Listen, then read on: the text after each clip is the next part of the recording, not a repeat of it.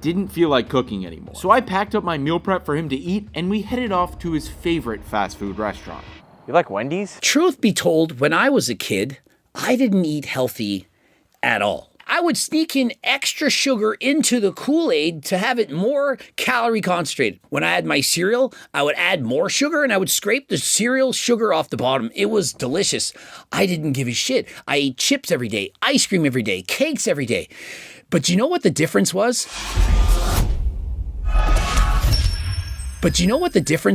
I loved being active. I would go outside and run for hours. I was doing outdoor activities, burning off calories all the time. And when I became a teenager, I got into doing triathlons and I was doing 20 hours of cardio a week.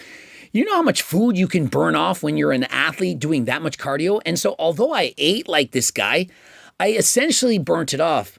But one more difference was I wasn't as hungry as him. My hunger hormones, they stopped.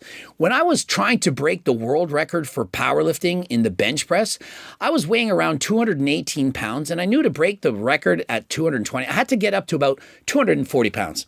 And so I went on a bulk. I got to 232 and I couldn't get any heavier. Remember, I was abusing performance-enhancing drugs. I was eating like an asshole. I was eating as much as I could on purpose with the goal to bench press over 600 pounds and set the world record. I couldn't get that fat. I tried, but I couldn't do it. And so the difference between myself and Ethan is my genetics for being lean are better than his. If I had his genetics and I started force feeding myself to gain to 240 pounds, I probably would have overshot and ended up at 300. But it wasn't the case. And so it's not fair for me to say, oh, just put the fork down. It's easy. No, it's not. It's easy for me because I have better genetics for being lean. If your ghrelin hormones are too strong and you can't stick to your diet, technically it's not your fault. I'm not saying you can't do anything about it, but your hormones are certainly making it uphill battle.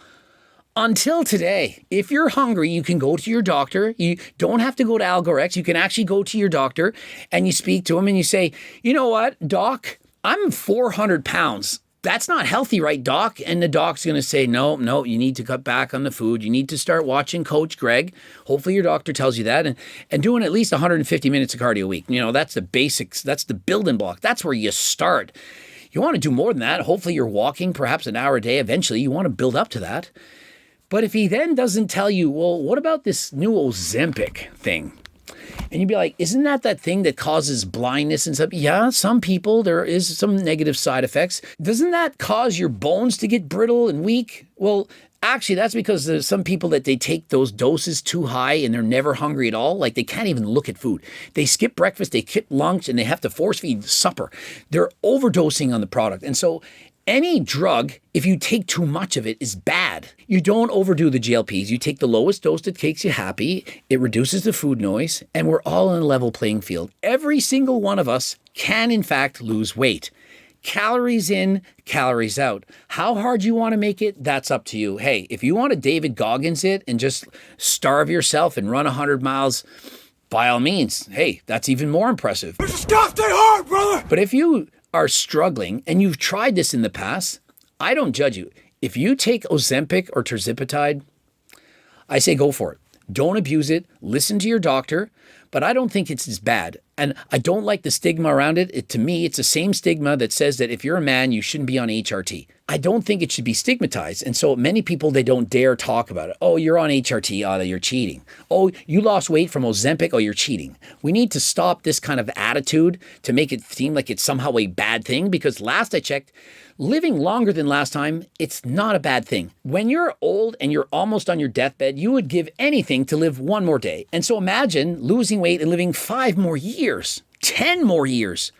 I'm certain that your kids, your wife, your husband, your family, your friends, everyone is going to be thanking their lucky stars that you decided to take a GLP once they find out that it's allowed you to live a longer and healthier life. Remember, it's not just the quantity, how long you live, but the quality of your life as well. Do you really think it's fun to walk around at 660 pounds? I'm not trying to shame him or put him down, but I'm saying he most certainly feels better at 440 than at 660. What kind of life is that? And so if you can reduce your weight by eating properly, taking said medications, using HGLT supplements, then why wouldn't you do that? And so I am in your support. What's been the hardest thing about this deficit food-wise, like taste-wise for you? Snacks. Low-calorie snacks, there are two. These are the two that you're going to have. Protein ice cream. We've seen it, Coach Greg, the ice cream challenge. Now we have the Ninja Creamy. It's very easy to make. Low-calorie, delicious, volume-filling snacks. The protein ice cream. The next is the Smart Pop popcorn, the popcorn. Plain popcorn. Now, if you want to spray it and put some salt and vinegar powders on it and so on, there's nothing wrong with that, but you can make a massive bowl, perhaps 2 bags of popcorn. It'd be like 450 calories. You can eat for half an hour. It's a major optimal snack. Rather than chips that perhaps have the same amount, is going to have 2,000 calories, which is a smarter bet. And so you can watch and eat your snack while watching your movies at night, cuddling up on the couch, and you won't know the difference. I mean, for the first few days, you might think, well, yeah, it's not quite as fatty as those chips, but trust me, you will get used to the popcorn and you will love it. 2 of my biggest tips. And as we talked about snacks, it reminded me to tell Ethan. This is your last carbs for the day, by the way. So, wow, savor it. All the carbs right around the workout window. And so the truth be told, it doesn't matter when you eat your carbs, when you eat your protein, all this stuff. It really doesn't make that big a difference in terms of fat loss. But the thing is this, if you eat a lot of carbs at night, remember he described about how hungry he is and the snacking at night. If you're eating a lot of carbs, for example, the chips, it's hard to stop. Your hunger takes over. You start eating handfuls of cereal out of the box, and before you know it, the entire box is gone. You can't stop because they're trigger foods. And so my advice is to keep trigger foods out of the house. And instead of that, if you eat things like protein, how many of you are going to eat like 4 chicken breasts and be like, oh, you know, I ate 4 chicken breasts and I couldn't stop and I ate the whole dozen? It doesn't happen. But when you're eating candies and jelly beans and jum worms and fudge packers and whatever, you kind of just can't stop. It tastes so good, especially if you're using the edibles and you're eating and it tastes the deliciousness and you just can't stop. And so you need to be careful. And so I strongly recommend that you eat less of the carbs at night, not because it makes a difference in your fat burning, but because they're often trigger foods, making it hard to stop. But by this point in the day, Ethan typically didn't feel like cooking anymore. So I packed up my meal prep for him to eat and we headed off to his favorite fast food restaurant.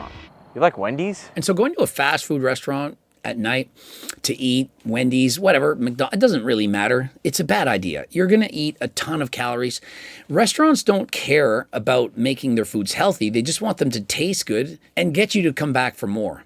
And so it's clearly going to have too many calories. It's not going to be healthy, the French fries and so on. Now, if you're trying to bulk up really quickly and get fat, you're a sumo wrestler, it's probably going to work. But aside from that, not a very good idea. Look what I got for you. 130 grams of crispy flank steak and 85 grams of Brussels sprouts. And so some vegetables and some steak, it's not going to cut it. You need to make the foods more delicious than last time. You really think he's going to stick to a diet eating this circle nonsense garbage crap? You feed that to an animal, they run away. The steak, it's good, but in comparison to that protein ice cream, this little bowl, it's 10 o'clock at night and you're hungry and you eat, time for my last meal.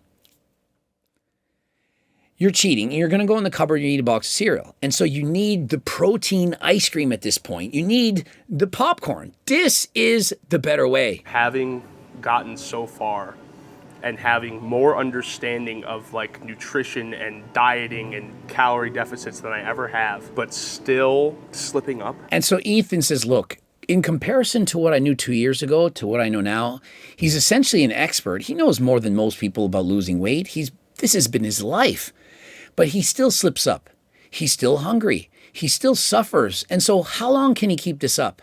I'm telling you that is what these medications were made for. They're made for people like Ethan who are morbidly obese and without these medications, most likely are taking years off of their life. Although there are some negative side effects that you should be careful from, I do believe that the pros outweigh the cons. And so if you are interested in getting on a GLP, you need to lose weight, please speak to your doctor. Of course, you can go to AlgRx. They have doctors there. They prescribe these medications. They're from compounding pharmacies. It's not some bullshit research chemical site. They only sell things above board. Everything is legit. And so if you want to know exactly what you're taking with no guesswork, go to the company you can trust, ALGORX, code Greg, 10% off. Because I could tell. You know it's not I could tell healthy. even when I was eating this that it, like, obviously it's not good for me. I think it goes without saying that every single person who weighs over 500 pounds eating this kind of food knows that what they're eating isn't good for them. They just don't care. It's kind of like ignorance is bliss. You put it out of your mind. You're doing the thing, but you're not thinking about it. You're not thinking, should I actually eat this much fat, carbs, sodium, the whole thing? You're just thinking, I'm going to eat. You don't worry about the fact that you're going to get a heart attack. You're not worried about the fact you're going to die younger. Because if you did, I mean, what kind of life would that be? You would be in constant anxiety. And so it's out of mind, out of sight until one day it isn't. One day you look in the mirror and say, what has become of me? Perhaps this day is for you. You're watching this video and you decided, well, I can't do this no more. You don't have to weigh 440 pounds. Perhaps you're 240. And you're thinking, where did I let myself go? I shouldn't be 50 pounds overweight. And so I'm not telling you to be perfect, but I am saying that you can do better. Whatever that dream physique is of yours, you might not be able to get there, but can you make an attempt to go and reach halfway? And do that, and if you can keep going after that, so be it. And if you don't, well, you've already reached your goal. And wouldn't that be great? I'm highly debated. Like, I don't know if I can eat more. Like, I really just want to quit. I don't want to eat these fucking fries, bro.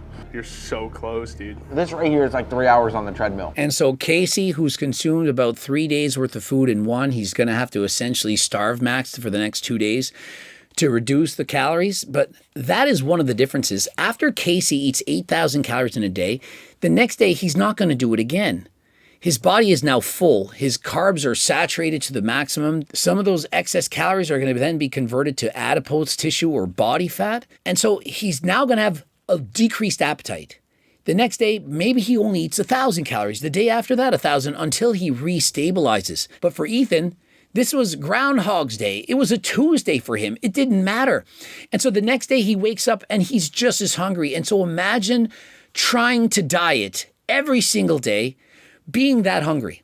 Anyone who has the potential to weigh over 600 pounds and is trying to be lean, imagine the food noise. I don't think we could understand. Perhaps if you were a bodybuilding competitor like myself and you competed at sub 5% body fat and you remember how hungry you always were, how often you thought of food, the starving that you were doing. Perhaps if you've done that, you can have empathy for a guy like this rather than just saying you're fat, you're a loser, blah, blah, blah.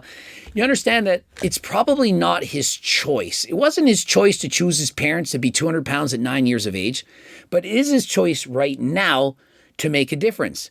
He's trying, he's losing weight. And so everyone respects somebody who's putting in the effort. Now, if he was 660 pounds and saying there's more of me to love my body positivity, love me no matter what, it wouldn't hit the same. But when somebody's overweight and they're trying to do better, that's where I have all the respect in the world.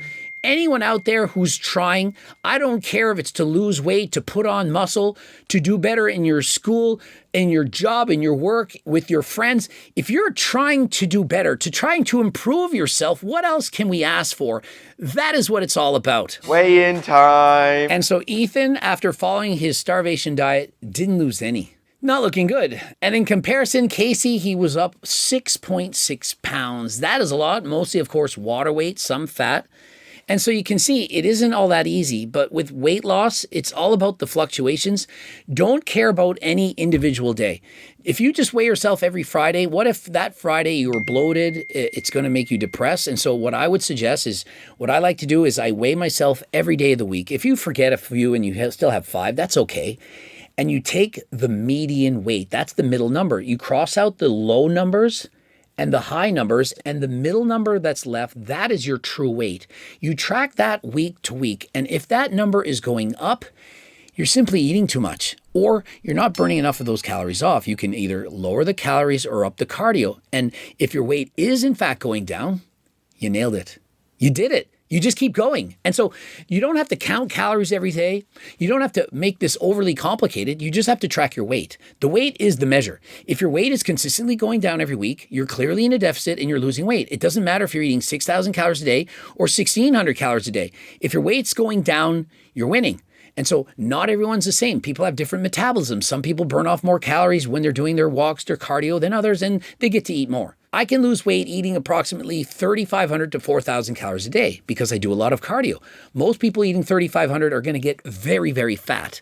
I'm lucky. I'm fit. I do cardio. I enjoy cardio. And so for me, weight loss and keeping my body fat below 10%, it's not really all that hard because I love it. And so my advice, find something you love, find a sport, an activity, something that burns calories, whether it's dancing, yoga, karate, going to the gym, you name it, and do it often. Subscribe, click the bell button, comment to boost the algorithm. Please like the video if you like it. Don't forget to watch one of the 2 bloops right there.